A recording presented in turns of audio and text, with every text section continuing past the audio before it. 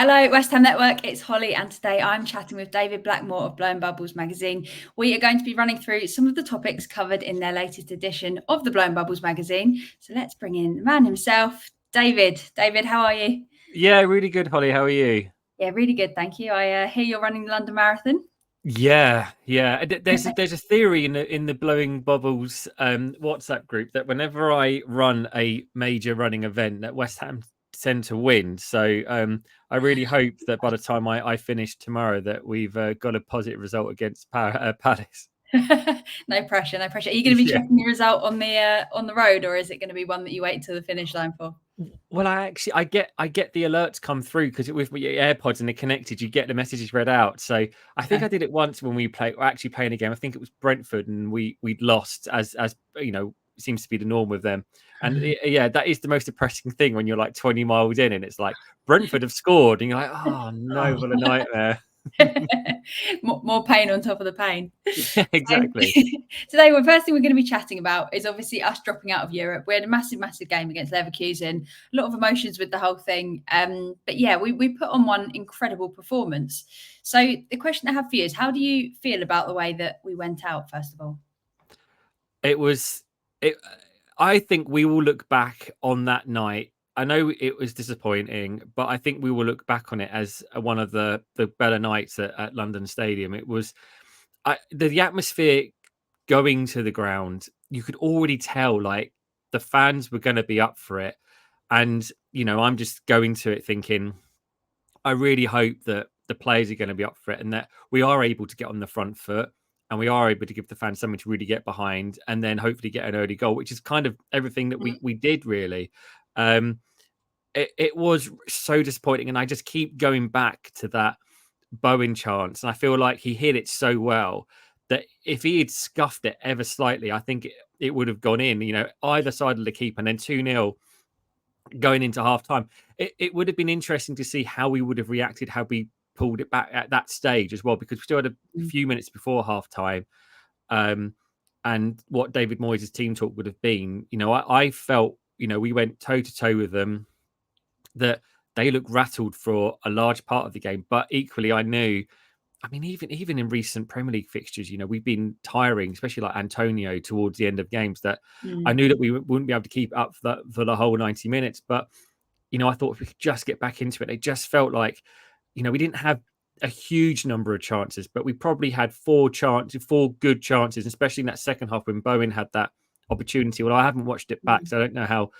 I know he dragged it wide, but I don't think the angle was particularly great for him. But I was just sitting there thinking, we can't keep missing these opportunities. And then, we started to run out of steam. And I feel like, Alvarez a couple of times he put some balls over the top that were way wide of the mark. And he's like, He we're looked just getting exhausted as tired. well. Second half, Alvarez in particular looks so Yeah. leggy. You can always tell when the players start looking down at the ground when they need to kick off and run quite quickly. He looked Yeah. like he was definitely one of the ones that were struggling. I think it almost set us up to play a really nice game of football because we had nothing to lose and we just had to give everything. And I think as fans, that's what we've been wanting to see for a while, isn't it? Just putting everything on the line, bringing it to them and attacking. And that was what we did, because I was speaking to so many fans before the game. And although we were all excited that it was a European fixture, hopes were very low in terms of what we were actually going to do and how we would face up against Leverkusen. And how were you feeling before the game? It's exactly the same as that. I was going into it thinking, look, I'm going to go there. I'm going to support. I'm going to cheer. I'm going to clap. I'm going to scream. I'm going to shout. I'm going to do everything I can to roar them on. But that watching that first leg, I know that we sat back. I know it was a low block. I know that what our game plan was completely different. But I just thought they would just pick us apart. But I kind of feel like Leverkusen, the way that they reacted, they were a bit like, whoa, hang on a minute. Who are these? Who are this side? And I think that's the biggest frustration, is that Freiburg, Leverkusen, we have shown that we can go toe to toe with teams, and it's the same with like when we play teams. I don't know, like Burnley, Everton, Sheffield United. I don't understand why we don't play at that intensity against those sides. We're more than capable of sitting back and low block and all of that against your Man Cities, Liverpools, Arsenals, and stuff, and hitting teams on the counter. But we should be playing at their level for those games that we need to go on the front foot. But I went to the game thinking that second goal in the first leg for me was really crucial. And I thought, that 1-0, I think, as it turned out, Antonio would have scored, we would have been back on level peggings. And I think that would have been more achievable. The 2 goals was just that extra step. And I was thinking, I was kind of almost hoping towards the end as we ran out of steam, let's just hold on to the win here, because then we end there, undefeated, unbeaten, run this season.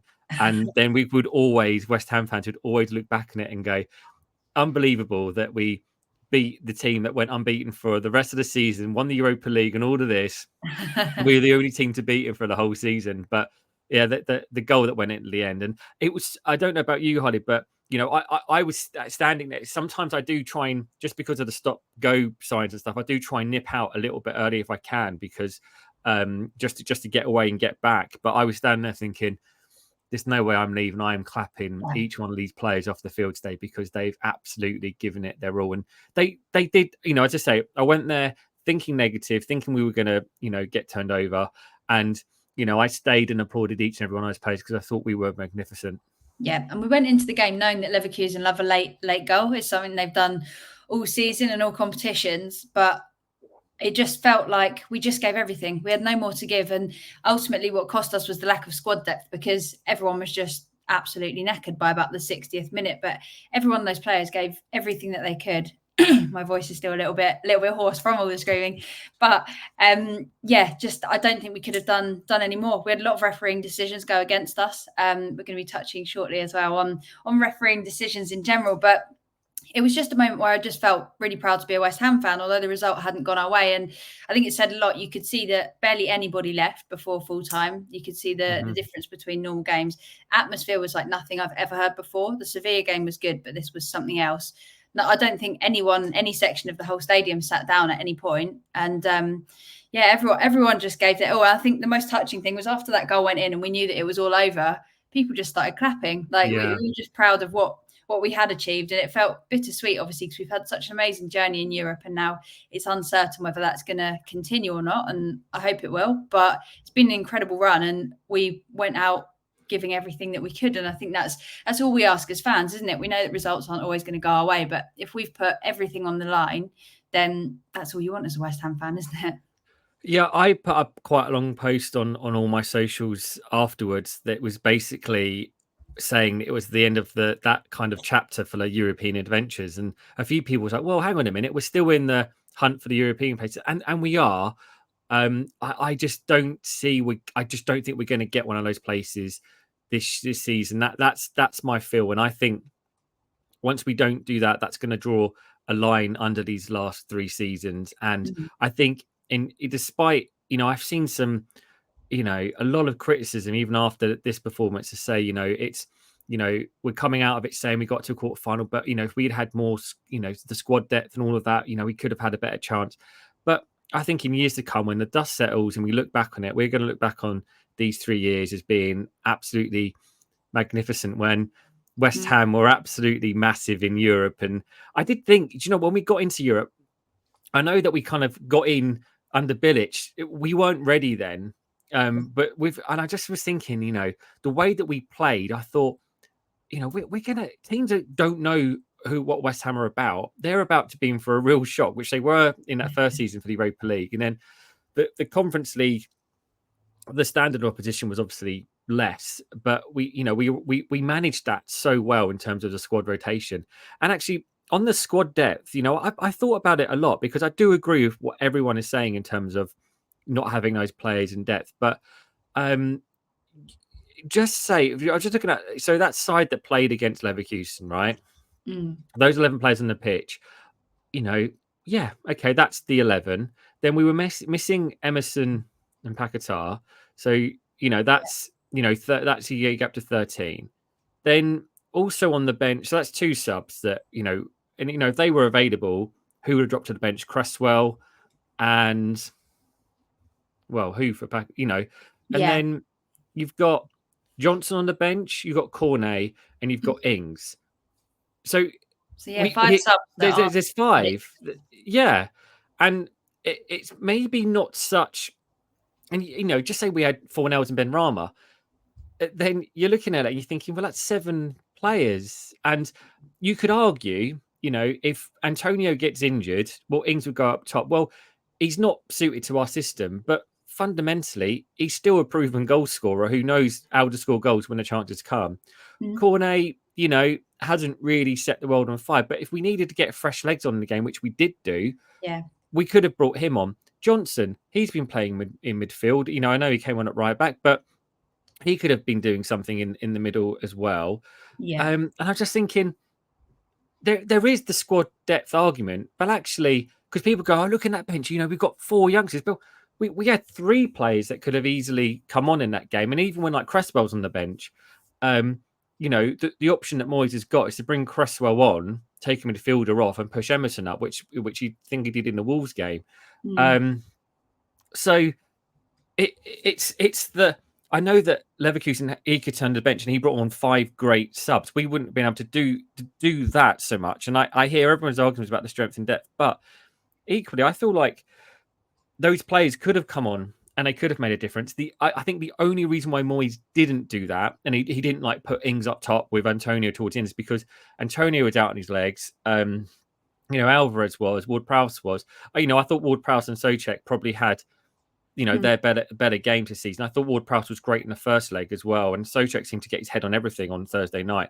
Ward-Prowse's closing down was absolutely unbelievable as well. I don't think I've ever seen a player for the full 90 just run at absolutely everyone. A lot of people said, with Ward-Prowse, we need more from him than just energy. But he was doing Antonio's running as well. And I just feel like that it wasn't necessarily the strength in depth. It was more Moyes' decision making. Like, it's 70 minutes. He should have said, he'd gone, right, Ward-Prowse or Alvarez, they've run themselves into the ground. Let's get them off, get Johnson on. Because actually, what we may have needed was fresh. Like, Johnson would have run all day. I know there's the argument about quality, i.e. strength and depth, but there were options on the bench. Moyes chose, like he has done in many games recently, to leave the players on that do it. So I think it does boil down to a lot of Moyes' decisions in game, as well as perhaps the anger at the board about not investing in squad in January like we've had in previous seasons as well.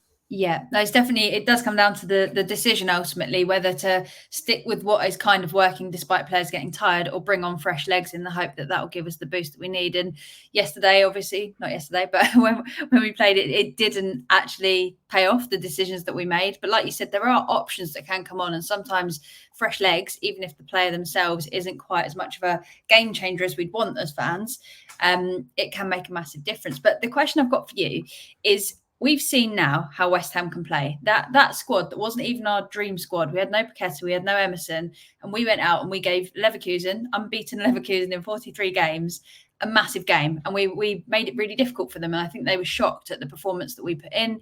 The fans were like nothing I've ever heard before. Do you think that seeing this setup of how we've performed, of how the fans can be, could give us, although I'm sure we'll be tired after the Leverkusen game, could give us a massive boost for the rest of the Premier League season, and perhaps give us that chance to get European football again? I hear what you're saying with that question. As I walked away from the stadium that day, I was thinking the same thing. That should be like the performance that if we put in that performance every single week from now and in the season, we'll get ourselves into Europe. I don't think that we will. I think that was our cup final, end of season game. That final game of the season. I think we're going to struggle against Palace. I think Palace will probably turn us over, like Fulham did. There's been too many games since the turn of the year where we should have picked up points. I know we've had VAR decisions go against us, but we should have picked up points. We haven't, and fundamentally, that's what's going to cost us a European spot. And I just feel like we've kind of, with the games we've got left, we've kind of left ourselves too much to do.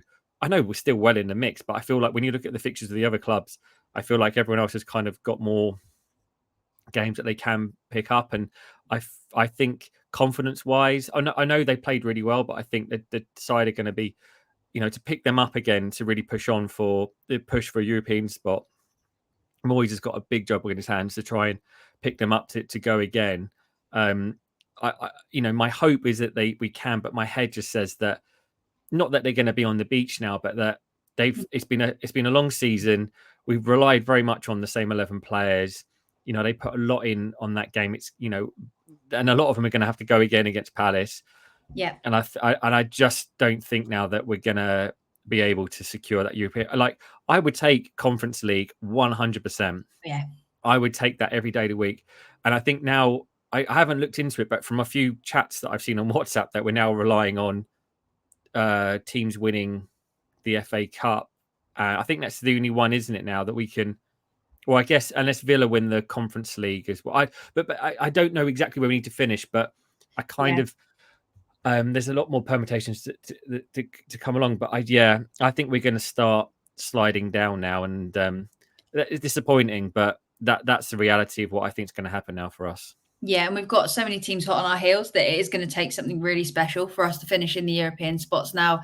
And like you were saying, it's still to be determined. I can't quite work out how many European spots there will be because it depends on so many things, and it's all weighted in favour of Champions League, then Europa, then Conference. So I'm not entirely sure what set of circumstances have to happen for an extra European spot to be given to England now, because we're third behind Germany, and Germany have been doing well, obviously. So I don't know how that looks, but yeah, it's gonna take something very special. I'm still remaining hopeful, but we are going to really have to put a shift in and turn things around. But another thing, we touched on refereeing.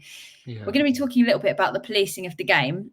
So I know that in the latest edition there was mention of the blue card trials, and then we're going to be running into other sides of officiating. But talking about the blue card, do you think that the introduction of a blue card would be a step too far, or something that's not necessary in the game, or do you think it would add something that we don't have at the moment? I think that my gut feeling is there's two sides. I think it would, if policed properly, I think it would be another useful tool for the referees to have at their disposal. However, I thought the same about VAR when it was introduced, and how it's gone so much the opposite way now in terms of things not being necessarily clear and obvious. And with the blue card system, whilst I've always called for it, because sometimes the players have been sent off for 2 bookings where I thought, actually, do you know what? If there'd been like a sin bin element, I feel like one of those decisions could have been, go sit there for 10 minutes and come back on. And I feel like the way it's implemented in rugby is good, but then so is the video refereeing in rugby as well, compared to what it is in football. And yes. So there's part of me that does think it would be a really useful tool, because sometimes you've got especially with the dissent side of things as well. I feel like that would really be a great tool for referees to have, to be like, okay, if you're going to call me this, then you can go and sit off for 10 minutes, and I think that would be useful. However, I think when it comes to things like and I guess like all things, dissent is subjective. There's no black and white with it. Some referees don't mind being called and whatever, whereas some referees would mind. So it does open itself up to interpretation. But I personally think, I know it's an additional thing that will take some getting used to, but I personally think that it would be something useful and should be forward. And I'm looking forward to seeing how it works out in the trials, because I think like once the referees get their head around it, I think it could be incredibly useful. Yeah, so for anyone that's watching, so in the trials, referees are going to have the power to send players off for 10 minutes for dissent or cynical fouls.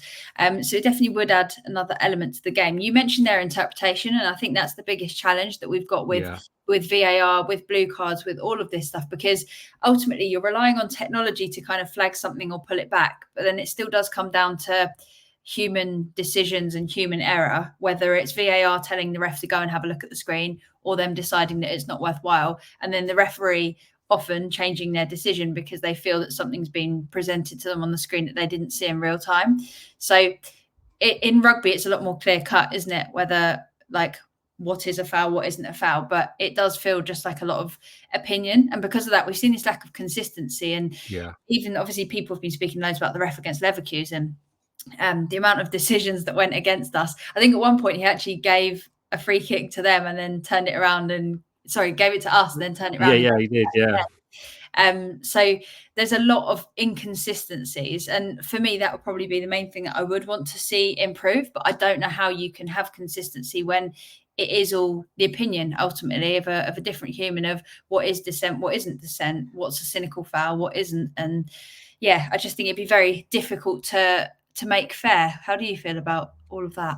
It's the cynical foul as well, because for me, that is the foul when you can also call it a technical foul.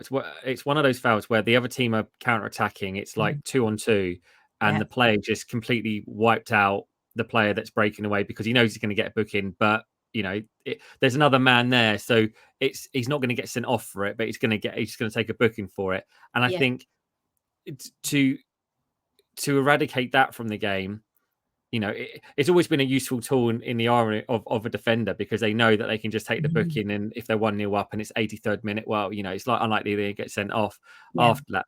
But then to go off the pitch, but it's that, as you say, it's that interpretation of it, because it might be a cynical foul, but sometimes those cynical fouls, the player has made a genuine attempt to get the ball.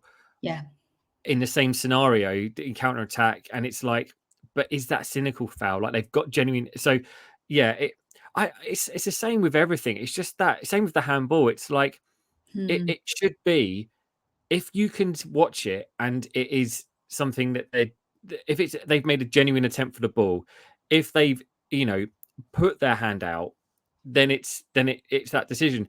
When you're talking about someone's arm just being slightly out, but you can tell from their motion that they've gone like that. And I think, as much I didn't agree with it in the Freiburg game, the ref went and had a look at the screen and just went, "No, I'm happy with my decision." And actually, I think for a lot of the decisions, the refs just go to the screen anyway. If he's like, "Do you know what? I didn't see it. I'm going to wait for VAR, but actually, do you know what? Let me just go and have a look at what they're seeing at the same time." I think that would really help. And just even the refs having the courage to go, "Yeah, I've seen it on the screen, not for me." Yeah. A lot of those decisions that they go to the screen with are subjective, and it's up to the refs to know. If it's like matter of fact, which is what I hear quite a lot in the VAR. Well, this has happened, so therefore this is okay, or whatever. Yes, but if it's a matter of opinion, even when it's slowed down, the refs need to go, "No, I was happy with my on-field decision. It's not clear and obvious that this has happened. Let's move on." Yeah, and it's a difficult one as well, because with the additions of these new elements, I suppose, that are supposed to try and make the game more fair and stop errors getting missed, I think there's only an element that you can do. Like, goal line technology is black and white. It's either over the line or it's not. That is where technology is really useful. But then you look at, even, for example, the cynical foul. A cynical foul, like you're saying, if it's 2-on-2 and someone takes someone out and they get a yellow card, and instead they get the blue card, get taken off for 10 minutes. That makes sense. But then you get teams like City who regularly do cynical fouls, but higher up on the pitch. I don't know if you've seen, but as soon as a team starts breaking, you'll see that if they need to break up play, they'll just make the foul really early. And at that point, you probably wouldn't class it as a cynical foul because it's well within the other half, but they knew what was coming and they've tactically done that. So I think it could change the way that, I suppose, teams approach when they're under the attack, what they do. And it would be interesting to see, and I'm intrigued to see what the trials show, because I think it's going to be a very interesting one. And speaking about VAR, obviously West Ham fans are very frustrated much of the time. It feels like this season we've had a lot of decisions that have gone against us, and it's very easy to criticize it when it goes against you, and it's also easy to love it when it does go your way. Was it against Wolves? They got a goal chopped out right at the end. So it really does depend on whether it's going for you or not, and decisions feel like they take a while, so it doesn't feel like a foolproof kind of method of policing the game. What are your thoughts on VAR? I've completely changed. I think I just alluded to a bit earlier. Like, I was all for it when it came in. I think the season before it came in, we had a lot of decisions go against us when looked back because of poor refereeing. I think that my biggest bugbear since VAR's come in, that the linesmen don't seem to flag anymore for offside. There was even one against Leverkusen. I was in line with it. I could see the bloke was offside, and actually he never went on to flag. So I was like, well, maybe he thought it was onside, which was mad. But I genuinely thought it was in to stop those kind of Thierry Henry handballs, to stop the Frank Lampard shots that went in on the goal. Those kind of decisions. But when you're starting to go by like someone's toenail is in an offside position, that's where I think it's gone a bit too far. You need to be able to see along the line, Is he clearly offside? Yes. Like if you can see it by the eye, I get that sometimes you might have to get out the lines, but if for a lot of the decisions, if you can't make it within 2 minutes, then it's not clear and obvious. Yeah. We got to remember that fundamentally it's the referee's decision on the pitch. If he's been blocked by a player and he can't see something, well then it may be a clear and obvious mistake because he's not been able to see it. But if he's got a clear view of it and he still thinks that it's a penalty, like the Phillips penalty against Newcastle, not in a million years is that a penalty. And actually, I even argue that the penalty decision, the first one, Gordon is in an offside position. The Newcastle players kicked it on. Dinos has kicked it forward again, which made it then in our possession, even though it was a defender clearing his lines. Now, if Gordon is alongside Soufal or in front of him, he's never going to make that challenge. But he's come from behind him in an offside position. Yeah. And then it's given as a penalty. And it's Yeah. like, and the He's already Wolves one. the ball. It's not an intentional. He didn't know he was there. Yeah. The Wolves one. That is an outrageous decision. Like Yeah. I know Wolves have had their fair share as well as West Ham fans this season, but I was like, Fabianski's never getting to that ball. Like, Yeah. And I kind of feel like, but they'll say, well, it's the letter of the law, and it's like, yeah, but even then, it's still an interpretation of what that law. Like, if an ex-player is in that VAR suite, they're saying Fabianski's never getting to that. It's a goal. Yeah. And that's where it comes down to for me. They just. It's so they're trying to be so much to the letter of the law, but football there's a lot of it's not black and white. There are grey areas to it. It just blows my mind that we have other sports that seem to get it. Well, I mean, there are rugby, cricket, American football, all of that. There are decisions that people kind of go, well, that was, is that quite right? But people move on. Just with VAR, it seems to be every week there's a big decision that goes against someone, and as you say, it's been mainly West Ham where it's fallen down this season. So yeah, and I even last season was it when Cornet's against Chelsea? I mean, that was madness. Yeah. And I know we had one as well where Souček had handled it as well. So there's it for me. It's here to stay, and that's fine. They need to get. I think personally, they need to get ex-players in those suites alongside the refs and go, come on, guys, that's not a penalty, or come on, that is a penalty. What are you doing? It's like the Bayern Munich one against Arsenal. The person's put it down on the spot and kicked it, and the other player's then it's handball.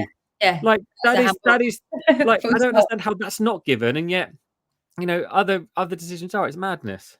Yeah, I think that's where a degree of just common sense and football knowledge and gameplay, like you said, maybe having ex-players in would help massively, because we've kind of brought VAR in, and the letter of the law has also been changed multiple times with the definitions of what is and isn't allowed. So there's a lot that's changed, and I know that there's always going to be teething problems when you bring something in like this, but I think the main problem is that VAR has kind of been brought in as a like black and white solution, but ultimately it still comes down to the people that are looking at that footage, that are reviewing those lines, that are drawing the lines for the offside. Even like there are so many human factors that come into this that make it a decision, and ultimately because of that, surely if it's not clear and obvious, it should just come down to the opinion of the referee. And we've always had decisions, some go your way, some don't, but in a way, that was kind of the beauty of football. Now we've still got the same thing happening, but you've also got this technology, and you've also got like 8 people involved in this decision-making process. And it makes it more frustrating when it then doesn't go your way, because you're like, I thought this was brought in to actually help, but ultimately we're just spending 5 minutes to find out that someone's made a strange decision. So yeah, it is an interesting one with VAR. Well, it's the same with that Man United. Do you remember when De Gea, kicked the ball, and the ball, like I was there, it clearly went out. Yeah. And the line, I hadn't seen it, and VAR couldn't judge whether the ball had gone over the line or not from their TV angles. So how have we got a system that can't tell whether a ball has gone in or out? Like that seems madness. Have a camera on the line. Yeah, but even the cameras, even the lines near the goal, surely that they should have some kind of cameras on there so they can give themselves a better angle, because sometimes they just can't quite see, and that just blows my mind as well. Yeah, and that's one of the easiest ones to police as well. You've got goal line technology, so we've got the ability to check whether Yeah. it goes over the line or not in the goal. Just do it over the whole back line, and then that won't be an error. I tell you what, I'm interested to see as well. They're talking about sort of having automated offside, and I Yeah, haven't. I mean, I haven't read into this, but I don't know how it works. Like, are all the players? I don't know what the technology is going to be. Like, are the players all going to have like chips on their boots that yeah, if they're behind, if it can tell whether you're front or behind a defender or not? I don't know. That would be interested to see how it works. yeah. And is it going to be as black and white as the goal line technology? I need to look into it more, but I am interested to see how that pans out. Yeah, because obviously you couldn't have sensors on every part of the body that could be offside. So you could have a shoulder that could be the reason that they're over the Yeah, line. So I think it's based on cameras again. So I don't know. Basically, you'd need a hell of a lot of cameras to get every single angle that you need, and then that decision-making process. I don't know how quickly a computer can even put it all together. But if it could genuinely give you a call of onside or offside that was an accurate judgment. But again, even just like what part of the arm is offside, is it the shoulder, is it yeah, the sleeve? yeah. Almost like everyone needs an armband, like a certain number of centimeters down from the shoulder, and then that is the line. It gets messier by trying to make it cleaner somehow, doesn't it? Yeah, I agree. Yeah. Good old technology. So next up, we are going to chat about Jarrod Bowen in the England squad. So Southgate is expected to announce his training squad for the Euros on the 21st of May. Obviously, we're hoping that Bowen gets selected. He's got a lot of competition from the likes of Saka, Grealish, Foden, and now Palmer as well has come in there. Is it a bit of a double-edged sword having a West Ham player play internationally, because they get less of a break, there's more of a chance of injuries, but it also shows the caliber of players that we do have at West Ham. Yeah, how do you feel about Bowen hopefully being in England squad? When I look back through all the past editions of Blowing Bubbles, and I did a search and I looked at kind of England and the amount of times I'd be like championing Noble, Cresswell, who else was can't remember. I'm just thinking of some of the others that Rice obviously before he got in. Yeah. I've always wanted to champion the West Ham players being in the squad, but then you look at what happened to Dean Ashton, and I look at Jarrod Bowen now, like he rightfully got his place in that England squad. I watched him. I was there for both of those England games against Brazil and Belgium. He was great. He brought something completely different to what all the other players that you've named bring to the team. He's far more direct. He's not afraid to take players on. He can kick with both feet as well, which does really help. Yeah. And he does do his defensive duties as well. What I'm concerned about now is when he got injured against Wolves, I was like, that because now you find, especially at this end of the season, a lot of the players that are going to be playing in the Euros are suddenly going to be wrapping themselves up mentally in cotton wool because they're not going to be going for challenges. They're not going to bust a gut to get the ball that they may or may not get because they don't want to get injured before it. And I felt when I saw Boney get injured against Wolves, I thought, well, I think that could be huge in terms of him now because he's come back against Leverkusen. He's had a injection in to get him through that game. Moyes is going to want him to play all the games for the rest of the season. So is he going to have to continue to get injections? And then he's going to go into an England camp. So therefore, he's not going to get the rest. If he was still flying, fully fit, playing with confidence, yes, I would want him there in the summer with my England hat on. But put my West Ham cap on, if he's going to limp through to the end of the season, I don't really want him then joining up. I know he's not going to get play, and he's not going to be, but it's being away, it's training every day, it's going through all of those kind of motions of getting ready for match days. When he could be on a beach in Dubai, although that's a bit underwater at the moment, but he could be away,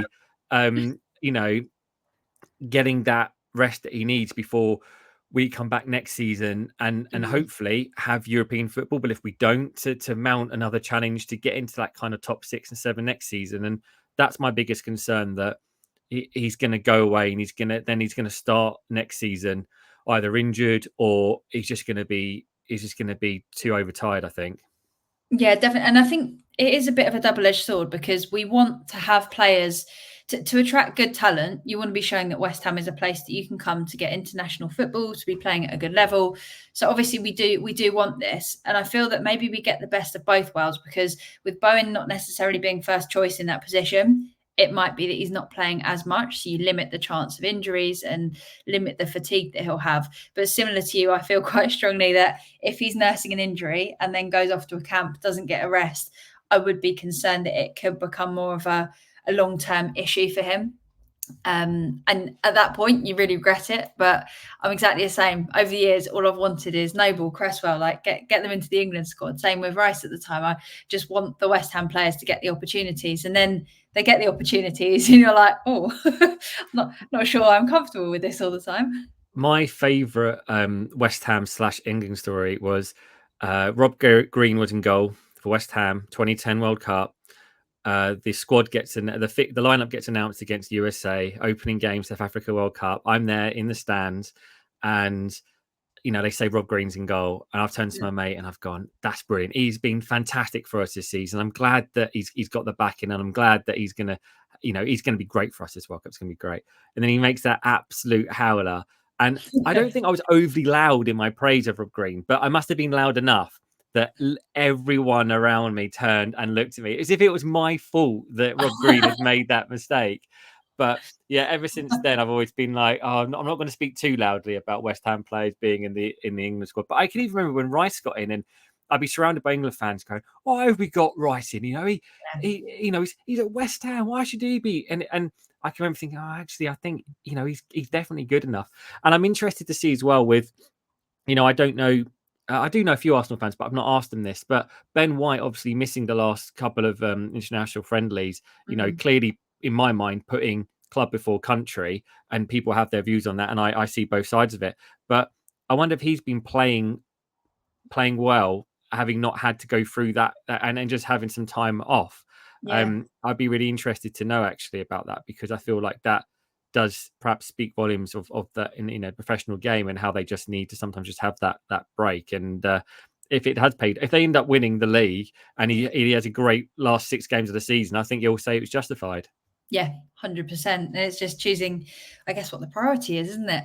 And speaking of obviously Bowen playing very well, with the way that quite a few of our players have been performing this season, we've got more contenders than ever before for Hammer of the Year. So who would you say are your top contenders for Hammer of the Year, and who do you think should win it if you had the decision? It has been a good season thinking about it. Bizarrely, that I think Emerson is probably I don't think he'll win it, but I think he will come second or third. I think Alvarez is in for a really good shot. I'm just working back to front here. Alvarez is in a good shot. I don't think Lucas Paqueta is gonna. I don't think he'll win it, and I'm not sure that he'll probably garner enough votes. I think there are other players. I think Kudos will be up there. I think Bowen could end up being that 20 goal a season striker that we've always craved for so long. So for me, I think it will be between Bowen and Kudos. But the one name that I feel has been really misrepresented when it comes to people talking about Hammer of the Year is Areola. How many times, if there must be some scientific way of analysing how many times that he has kept us in games this season, or it's helped us like protect leads or get draws or whatever. And goals win matches, yes they do, but save matches almost. And I've noticed that the last 2 games against Leverkusen, and even some of the other games that Fabianski's played in, he's been absolutely out of this world as well. Like, he really kept us in that first leg. But for me, Areola would probably get my vote actually, in terms of who I think has been because he's come in and he has been magnificent this year. And I wouldn't be surprised if he doesn't actually I don't think he'll start, but I'd be surprised if he doesn't make the French team this summer.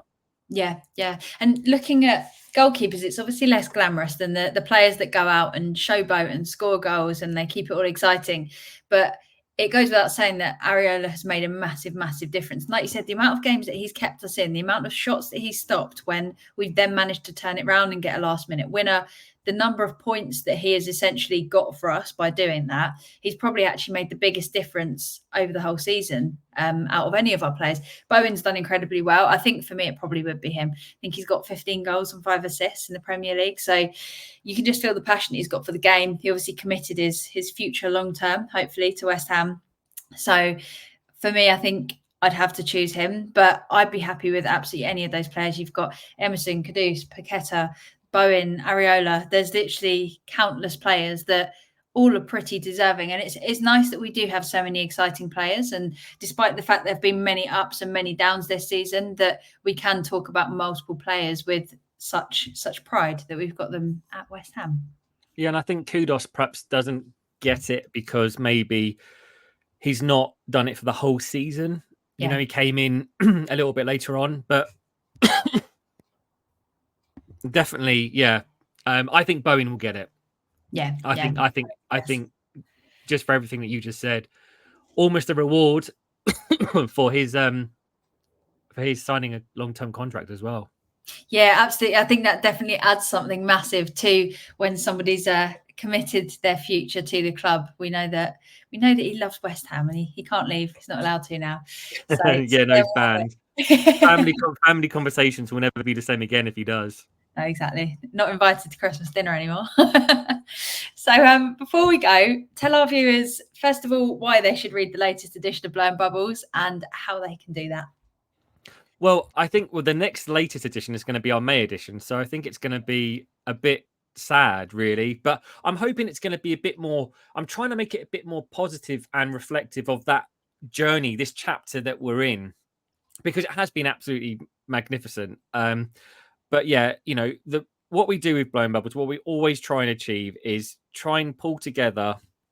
It's monthly publication, so it's looking back on the month we've had, picking out all of the best bits, the worst bits, the bits to discuss, not just for West Ham, but you know, football as a whole. You know, in terms of that blue cards, and just putting a West Ham spin on everything, and just putting together, you know, the highs and lows of what it is to be a West Ham fan. It really is. And yeah, the May edition is always an interesting one because so much, you know, it's either that it's done and dusted, you finished mid-table, you've got nothing else to play for, or as it has been for the last few years, we've still got stuff to play for, you know.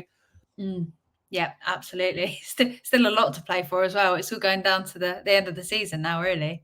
Yeah, no, it really is, and it's exciting time. And I always think sometimes I'm like, we're gonna have nothing to talk about this month, but actually we have loads to talk about. And you know, it's something that I feel like for every month is like acknowledging and marking another chapter in West Ham's history, and I think that's what we continue to do. In you know, sometimes we're looking back, sometimes we're looking forward, sometimes we're looking in literally right now.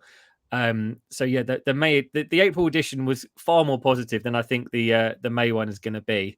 But for people who are interested to get, you know, the fanzine, you know, it is different to, you know, what we're in such a digital world now where people can just, you know, write an opinion piece that it doesn't matter that it's going to get changed by the Palace victory. Do you know what I mean? It's like, you know, we try to write all of our pieces that when you're sitting there and reading it, it doesn't matter if you're reading it now or after the Palace game, it should still be valid. Or certainly be points that are still valid in it, because we want to take that step away from the here and now. And, you know, one week, you know, we lose against Palace and it's doom and gloom, but we win our next game and suddenly things change. We want to try and find that, you know, middle ground when it comes to it. But yeah, we've got plenty of subscription options, you know, 5, 11, because we have 11 issues a season, or 20, which is really popular at the moment. People are like locking themselves in for 20 editions, which is great. And you can find out all that information at blowin-bubbles.co.uk. And there's always loads to speak about with West Ham. The amount of times where I've thought, what content are we going to create this week? And then there's just a million stories that come, a million things that happen. Even when some of my friends that aren't really like football fans or anything like that, they'll be like, but what do you create so many videos and so many articles? Like, what do you talk about? And I'm like, it never stops at West Ham. Like there's always something to look forward to, something to look back at. Like you said, stuff that's happening right now. Every single angle to approach in terms of content. So thank you so much, as always, for joining us. Looking forward to our next chat as well, where we can reflect on the other topics that we've covered in Blowing Bubbles magazine. Until next time, come on, you Irons. Yeah, big game this weekend. It really is. Huge. And good luck for the marathon as well. I hope that by the time you finish the marathon, you can look and we've collected 3 more points. Yeah, that's the dream. That's the dream, definitely. Exactly. Right. Till next time, come on, you Irons.